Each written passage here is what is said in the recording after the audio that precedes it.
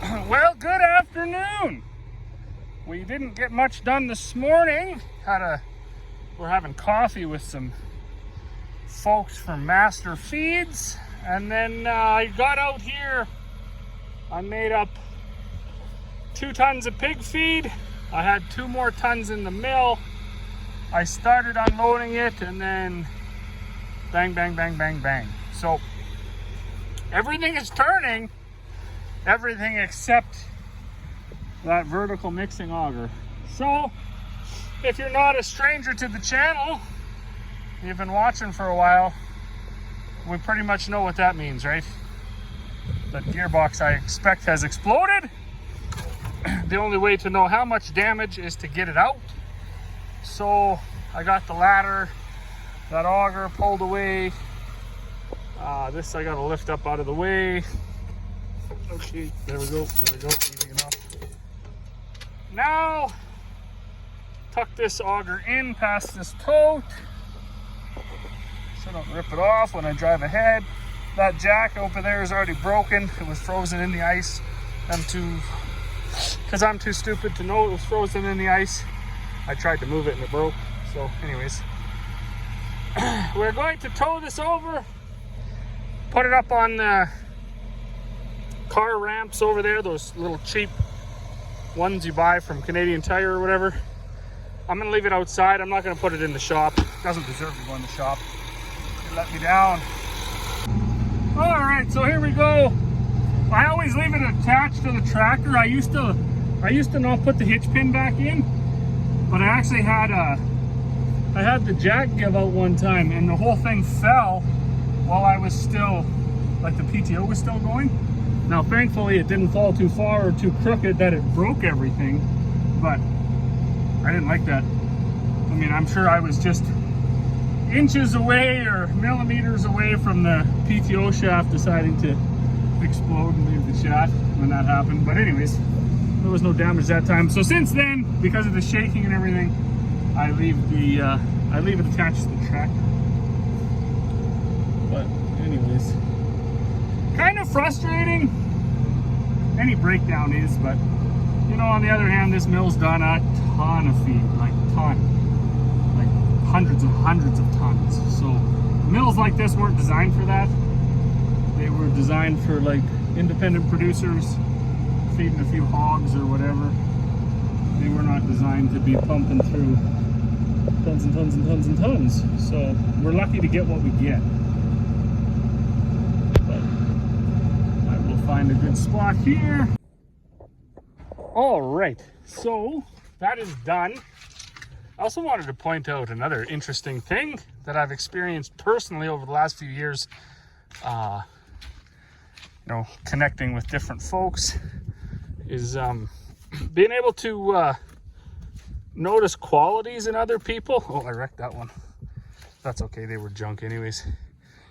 But anyways, so through meeting other people and getting some different friends over the years, a lot of it actually has to do with YouTube. I've actually been able to like change my mannerism. So before, this would have ruined my whole day, and I most likely would have allowed it to ruin anybody who was around me's day. And by that I mean I would be like extremely difficult to deal with. I'd always be deflecting and blaming stuff on other people. Oh, if someone was around to help me, blah, blah, blah. Oh, just total nonsense. But after talking with other folks, people my age in the similar industry and often in similar situations, they've been able to give a guy some pointers and make you a better person, be able to handle situations better, a little more professionally, if you will. And I had one guy over the winter here. He was coming to get some molasses, and I was asking him, so he's a little bit older than me, and I said, when did you ever mellow out? Because I'm assuming most of us young men, certainly in our mid to late 20s, early 30s, even maybe mid and late 30s, fairly high strung. There's often a lot of stress if you got a young family, if you don't too, whatever, you got bills to pay, mortgages, things like that. And he acknowledged that, yeah, he probably had a bit of a temper too in his youth, but he then told me a saying that an old boy had once told him, that men are like steel. They are useless when they lose their temper. And since then I was like, you know what, that's a good point. Because every time I get mad and lose my temper, the outcome has never changed. Like the situation itself has never changed. Whatever it is broken or wrecked, is still broken or wrecked. So getting mad doesn't change that outcome. All it does is make sure that nobody wants to be around you. So I've turned over a new leaf. A little bit about that. If you're high-strung and always mad, maybe look to correcting that. It's not fun for the folks who are around you to be putting up with that all the time. But anyways, enough about that. I gotta find some tools. I don't need too much. I'm pretty much a champion at taking that gearbox out. I also gotta be gone by about 5 o'clock. Last event with the kids minor hockey, they got their hockey wind-up tonight, awards and things like that, so I'll make sure I get into that. But if I get this out right away, I will bring you along to see the damage.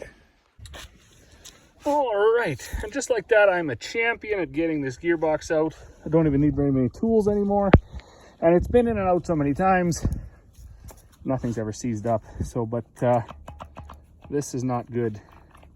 Now, what I'm hoping, once I look in there, is that big gear isn't wrecked and that drive gear isn't wrecked either. If they're not wrecked, we could be still in business. If they are wrecked, well, I don't even know. I don't know what...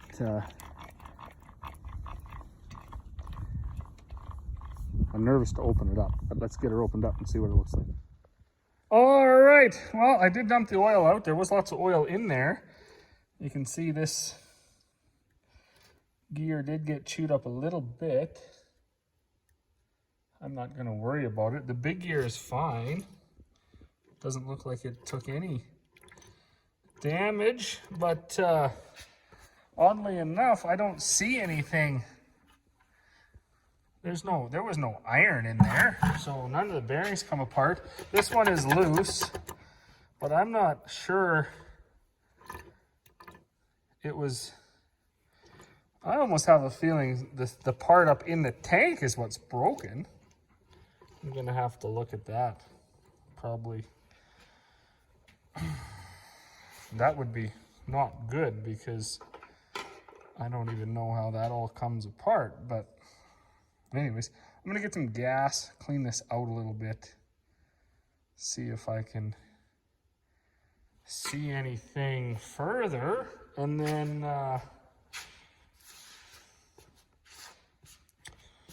it's pretty straightforward up underneath that thing.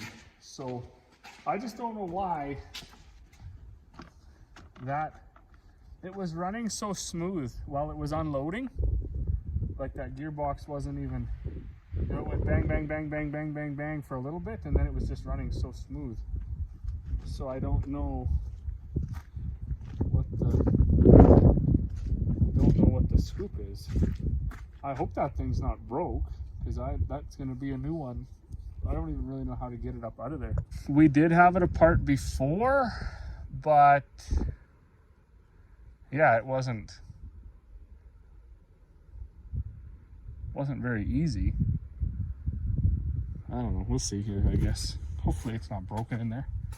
Why would it be broken in there? And would I be able to turn it? So all that big 3-inch or whatever it is, 2-inch square does is go up into here and then supposedly drive the whole thing. There still is a ton of grain in there, so I won't be able to turn it no matter what. But I don't know how that part attaches to the flighting. I thought it was just in there. And if it's just in there, How in the heck?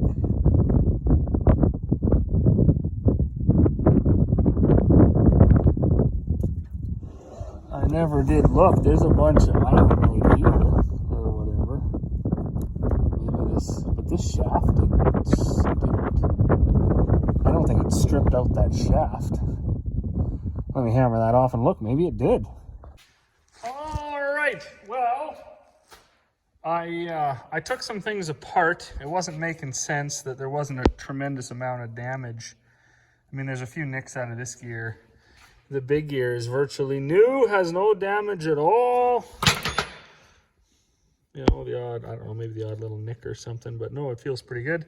So I was curious, but this drive coupler, look at that. It spun it right out. So I don't know if it's stretched and broke or what, but anyways, it has left the chat, as my buddy Jeremy would say. So there's nothing, it was supposed to grab onto here, and that also doesn't look real intense. So as you can imagine, when you go in there, you just get nothing. So I'm not sure why the shear pins and stuff didn't blow, or whatever decided that it should just, maybe it was just its time, I don't know. Things made 100 million revolutions. So what I need to do now is get a hold of maybe New Holland, see what they got for seals and bearings, check availability of this shaft. I do have this printed off from all of the previous times I've had everything broken. You know, I was pricing out gears before. That big gear was $1,800. Which gear is that actually? Number 6, number 19, number 17. Okay, that was the big gear that was $1,800. Now it's more. There was a little gear number, the shaft here, number 7. Where's that at? Shaft, input shaft, 712. I'm gonna call them, just see if they can even get one. And then I also need that drive coupler, but I guess I'm gonna have to get another. What's going on here? Find another page, I guess. Okay, let me look through this. Well, good evening. 7:45. We just got back from the kids' hockey wind up. It was actually a really good turnout. So we had a little bit of leftover salads and stuff. Went to the piggies. I gave a little bit to these goats. I'm just gonna go feed the steers right now. Corey was up here getting that. That's like an Uncle Wiener's TMG hunk of junk Chinese thing made. That they're cheap, but they're cheap because they're cheap. Kind of goes back with the video I made, the last video about his stuff all junk. That is junk. That is totally junk. It's actually worthless. So if you think like, oh man, it's only $700, that's cheap. No, it actually should be worth nothing. It's worthless. We set it up. It was wrecked instantly. And anyways, so with some work, you can make do, but it is not a good product. Anyways, I'm gonna fish that mini bulk bag out of there before one of these silly cows ends up with it wrapped around their head, or one of these emus end up with it wrapped around their foot. I'm gonna feed these steers, and then I'm gonna go in. So I was over at the machinist's place today, and I got an idea on, well, he's got an idea on that shaft and stuff from the hammer mill. So he's gonna know by tomorrow, I don't know, 10, 11 o'clock if it can be fixed, or if I should just order a new one. I did phone the dealer as well, and the parts are available.